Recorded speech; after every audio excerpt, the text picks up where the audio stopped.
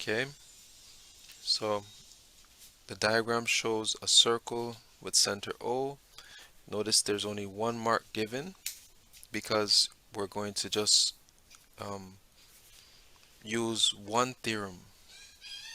Not let's say that could be a reasoning behind this being one mark. Also that it's pretty straightforward once you know the theorems.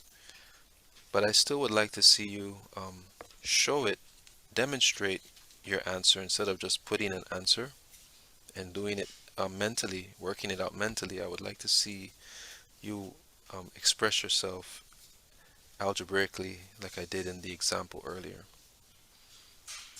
Okay, because I need you to work on demonstrating. Sir, Yes, go ahead. could you show again, maybe the same exact example, how you did the formula?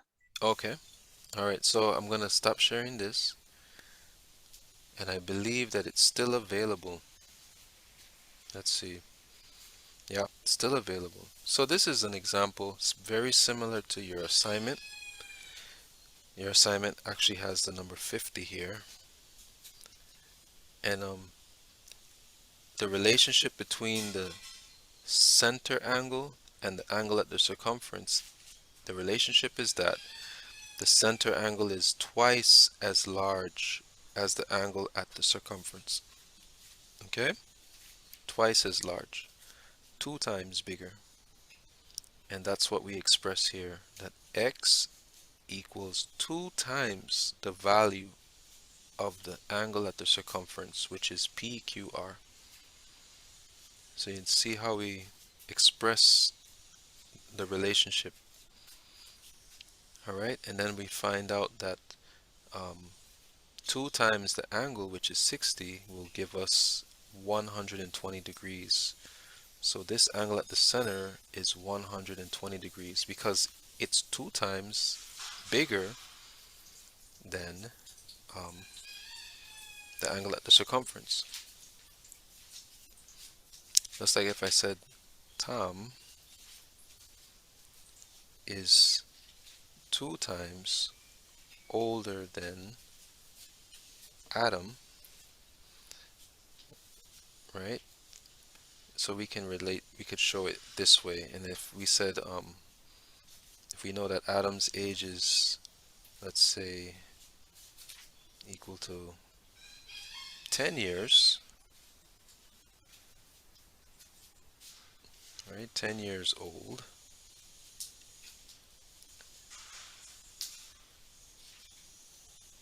then we can find out the age of Tom by just substituting 10 in place of A. So we just put 10 there. And you could put the years. And we could put the word old too.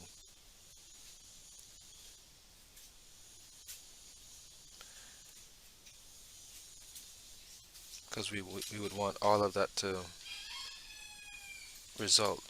be a part of our result. So we'll leave all those words there.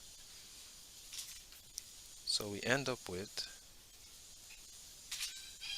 2 times 10, which gives me 20.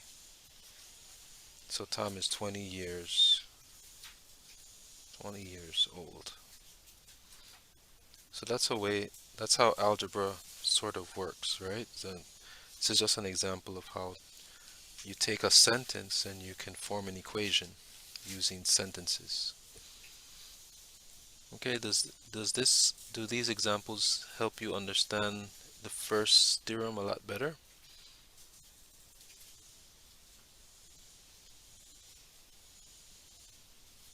Okay, hopefully Yes, sir. they give you an understanding of how the algebra would work if you're trying to express your sentence in using mathematical terms, right?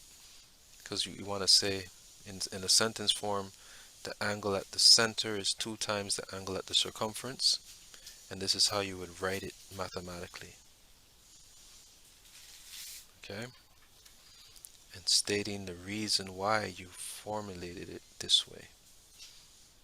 This is the reason. All right. So we'll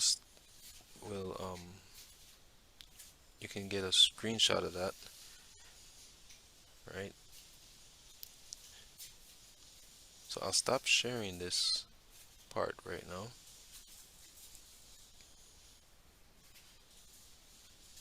And head back to the assignment. Sophie, did that give you an assistance right there? Did that assist you? Yes, sir. Thank you. All right. Okay, so we're looking at problem number 2. Points P, Q, R, and S lie on a circle.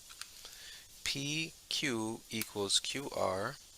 Angle PQR equals 116. So that's this one right here. And let's see if we can magnify it even more.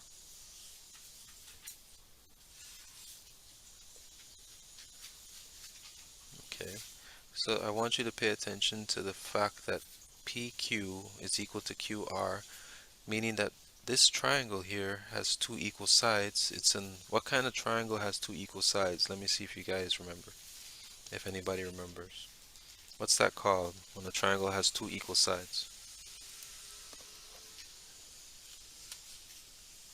It starts with an I.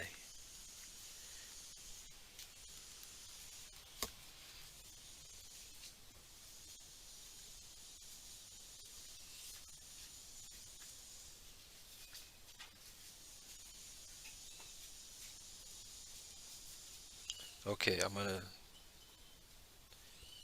alright, so it's an isosceles triangle. Okay, so when a triangle has two equal sides, it's called an isosceles triangle.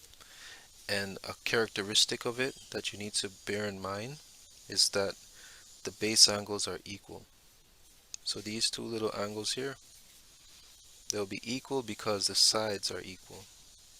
Okay. What else do you need to know? You need to explain why QSR is 32 degrees. So you're going to have to explain why. Now, what you need to do is just scroll back to the top, look at the um, theorems and decide which one would be helpful in answering your the question. Okay, one of those theorems relates to this image, and you have to know a little bit of what. Well, I gave you the hint concerning the value of these two angles here. So put all those pieces together and you'll be able to solve and explain why this is 32 degrees. So I look forward to seeing you guys work this one out and the thinking that's involved. Alright, so the next one here, A, B, C, and D are points on the circumference of a circle. Okay, AC is a diameter of the circle. Okay, so well, we know now that we're dividing the circle in half. Angle BAC is 65 degrees. Now this one is not like the last problem. Notice there's nothing stating that AB is equal to BC, so we cannot assume that Y is 65. Don't assume that because you may definitely get it wrong. You may very likely that you'll get it wrong if you just say Y is 65. Again, this looks a lot like one of the theorems above, so you'll definitely be able to figure out the value for X and the value for Y based upon another theorem above. So this problem involves two theorems. This one here, the diagram shows a different circle with a center O. Work out the size of the angle marked Y. Well, you need to know a fact about cyclic quadrilaterals. Um, Opposite angles are supplementary. So with that information, you should be able to figure out why. Now, this one I'm going to reduce the zoom. Okay, The diagram shows a cyclic quadrilateral A, B, C, D. The straight lines BA and CD are extended to meet at E. So these two lines extend. This line here, BA extended, CD extended, and they met at a point E. And once lines are not parallel, they will meet at some point. The interesting part is that EA is equal to AC. So now we have another isosceles triangle, and we know a little bit about those now, that the base angles are equal.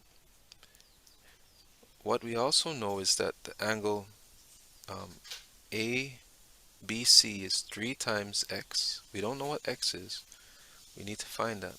Angle ADC is 9 times x, and angle DAC is 2 times x.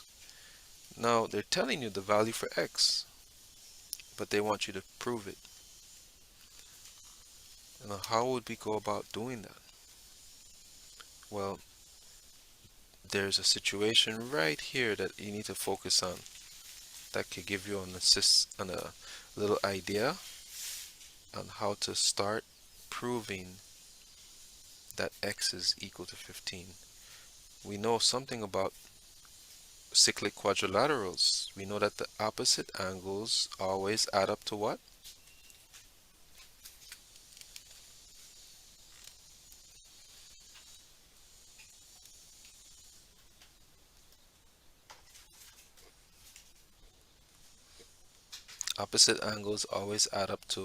180 degrees. And we can work with a problem like this because notice these are like terms. So you'll be able to add them together. You can subtract, you can add like terms. All right? So use that knowledge to find the value for x. Show that the x is equal to 15.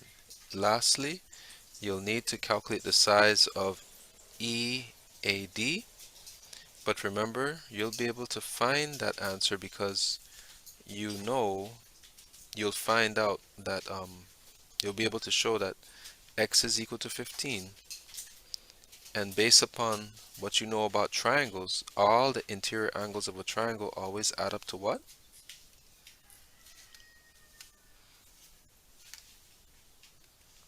180. Yes, 180 degrees. So once you know these two values here, you'll be able to find the third value, but you know that the base angles are always equal. Now that gives you just this angle here. You still have this is the one you're aiming for. You need to find this one here.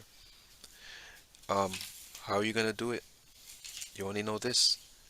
But there's another fact in your content that you can use to find this last angle. You notice here, CD extends just like we were extending earlier these sides. And when we extend a side, what does it form?